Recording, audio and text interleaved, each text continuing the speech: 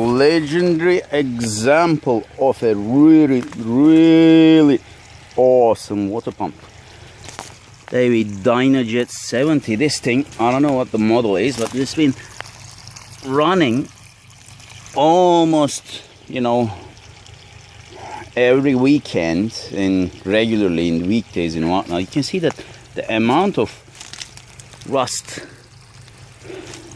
on the paint is unbelievable. It was just like underneath this cover, and you can see that actually, I'm trying to empty the tank here, it's been abused beyond anything, and it's been installed, that I know from the previous owners, that it's installed in 2010.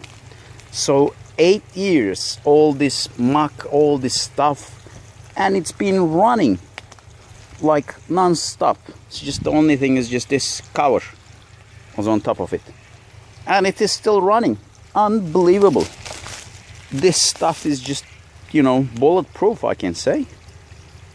I don't know what to say. Is like, you can't see this type of stuff anymore. It's just like really rigid. I'm just really scared that the tank